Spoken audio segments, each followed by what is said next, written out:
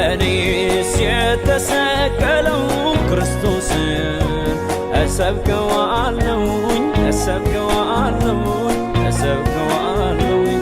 እኛስ የተሰቀለው ክርስቶስን እንሰብከዋለን እንሰብከዋለን እንሰብከዋለን። እኔስ የተሰቀለው ክርስቶስን እሰብከዋለሁ እሰብከዋለሁ እሰብከዋለሁ። እኛስ የተሰቀለው ክርስቶስን እንሰብከዋለን እንሰብከዋለን እንሰብከዋለን። እኔስ የተሰቀለው ክርስቶስን እሰብከዋለሁ እሰብከዋለሁ እሰብከዋለሁ። እኛስ የተሰቀለው ክርስቶስን እንሰብከዋለን እንሰብከዋለን እንሰብከዋለን። ሰላም ሰላም ቅዱሳን እንደምን ሰንብታችኋል? አጭር ነገር ትንሽ ነገር ይዤላችሁ ቀርቤያለሁ። ሰሞኑን የድምጽ ብክለት በሚል በጎዳናው የሚደረገውን የወንጌል ስብከት ለመቃወም በተለያየ አቅጣጫ የሚነፍሰውን ወሬ እየሰማን የሚገኘው በማህበራዊ ሚዲያዎች የእግዚአብሔር ቃል በጊዜውም ያለ ጊዜውም ወንጌልን ተናገር ይላል። ዓለም በክርስቶስ ከሚጠቀለል ድረስ ወንጌልን ከመናገር ወደ ኋላ አንልም። እውነትና ሕይወት መንገድ የሆነውን ኢየሱስን ሳናሳይ መቼም አናልፍም። ስለ ዘፈንና ስለ ኃጢአት ስለ ክፉ ስራዎች ሲለፈፍ ሲታወጅ የድምጽ ብክለት ያልተባለው በወንጌል ጊዜ የድምጽ ብክለት ከተባለ በጣም ስህተት ነው። የድምጽ ብክለት እንዲያውም የምን የድምጽ ብክለት ነው? ዘፈን ጆሮን የሚያጎረብጡ ዘፈኖች ወደ ኃጢአት ትውልድን ወደ ሞት የሚያፈጥኑ ነገሮች እየተለፈፉ የድምጽ ብክለት ያልተባለው ኢየሱስ ክርስቶስ ያድናል፣ ወደ ሕይወት ነው፣ ወደ መንገዱ፣ ወደ እውነት፣ ወደ መግቢያ በሩ አንድ ነው ኢየሱስ ነው ስለተባለ የሚጎረብጣቸው ክፍሎች የድምጽ ብክለት ብለው በተለያየ አቅጣጫ ዘመቻ ሊዘምቱ ይሞክራሉ። አይሰራም አይሰራም። ትውልድ ሊድን ይገባል።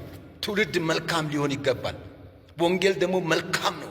ትውልድን ወደ መልካም የሚያመራ አመፀኛ ትውልድ እንዲያፈራ ስለማይፈለግ እውነተኛን ንጹህ ትውልድ እንዲበዛ ስለሚፈለግ እግዚአብሔርን የሚፈራ ትውልድ በኢትዮጵያ ውስጥ እንዲሞላ ስለሚፈለግ ወንጌል ይነገራል። አመፀኛ ትውልድ እግዚአብሔርን አይፈራም። ታላቁን አያከብርም። እናት አባቱን አያከብርም። መንግስትን አያከብርም። መሪዎችን አያከብርም። አዛውንቶችን፣ ቄሳውስትን፣ ካህናትን፣ ሌዋውያንን አያከብርም። አገልጋዮችን አያከብርም። አመፀኛ ትውልድ፣ ሴሰኛ ትውልድ፣ አጥፊው ትውልድ። ዛሬ ልጆቻችን ወደ እውነት መጥተው እውነትን ሊከተሉ ስለሚገባ ኢትዮጵያ ደግሞ በእውነት ውስጥ ልታድግ ስለሚገባ እውነት ከመነገር እውነት ደግሞ ኢየሱስ ነው። መንገድ ኢየሱስ ነው። ሕይወት ኢየሱስ ነው። ዝነኝነት ሕይወት አይሰጥም። ታዋቂነት ሕይወት አይሰጥም። የነፍስ መዳን የሚገኘው ከማርያም ማኅፀን ወጥቶ ስለኛ በመስቀል ላይ ራሱን አሳልፎ ሰጥቶ ቤዛ በሆነልን በኢየሱስ ክርስቶስ ብቻ ነው። ወገን አምልጥ። ክፉ ጊዜ ነው። የዘመኑ መጨረሻ ነው። ስለዚህ ኢትዮጵያ እጆቿን ወደ እግዚአብሔር ትዘረጋለች ተብሎ የተጻፈው ቃል በዚህ ጊዜ ሊሆን ይገባል። የኢትዮጵያ ሕዝብ ወደ እግዚአብሔር ሊጸልዩ ይገባል። ትውልድ ሊድን ይገባል። ትውልድ መዳን አለበት። በተለያየው እምነት ውስጥ ድነናል ብለው ይለፋሉ፣ ግን ከልፋት በስተቀር ያተረፉት ነገር የለም። እውነተኛው ወንጌል ኢትዮጵያዊ ጃንደረባ ይዞ የገባው እውነተኛው ወንጌል ሊሰበክ ይገባል። ጻድቃንና ሰማዕታት አያድኑም። እውነተኛው ኢትዮጵያዊ ጃንደረባ ይዞት የገባው ወንጌል 12ቱ ክሳተ ብርሃን እና አቡነ ሰላማን ጨምሮ ይዘውት የገቡት ወንጌል እውነተኛው እሱ 66ቱ መጽሐፍ እሱን ነው ትውልድ ማወቅ የሚገባው።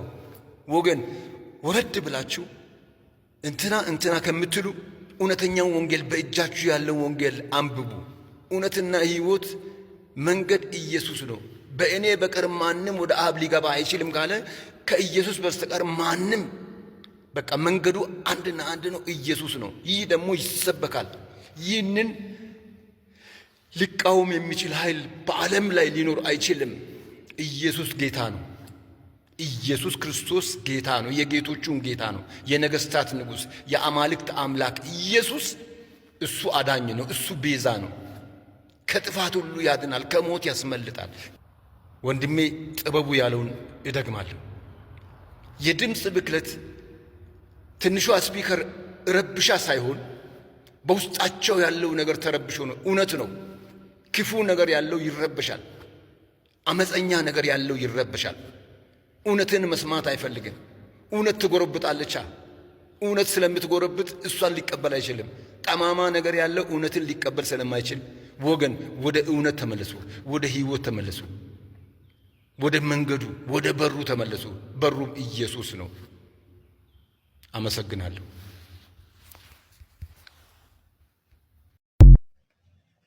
ለተቀበሉት ሁሉ ግን በስሙ ለሚያምኑት ለእነርሱ የእግዚአብሔር ልጆች የሆኑ ዘንድ ስልጣንን ሰጣቸው።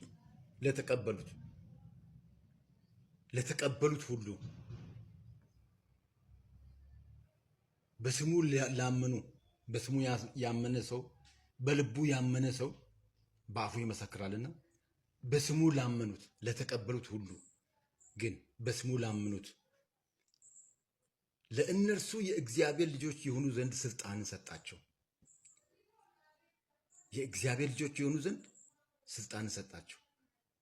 ለተቀበሉት ሁሉ ግን በስሙ ለሚያምኑት ለእነርሱ የእግዚአብሔር ልጆች የሆኑ ዘንድ ስልጣንን ሰጣቸው።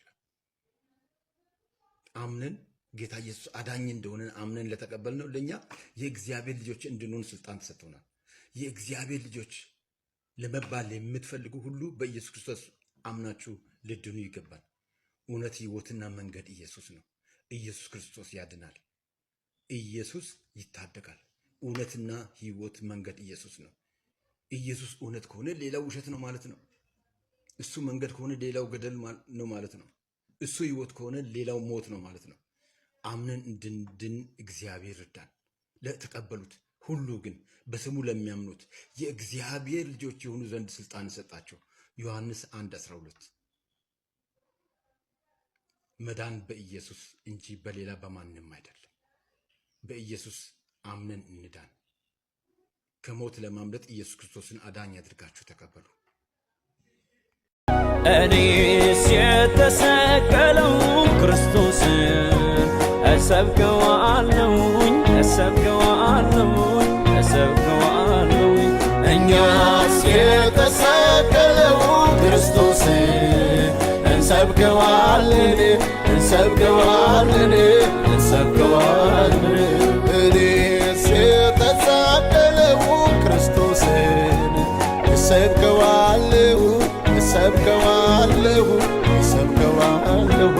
እኛስ የተሰቀለው ክርስቶስን እንሰብከዋለን፣ እንሰብከዋለን፣ እንሰብከዋለን።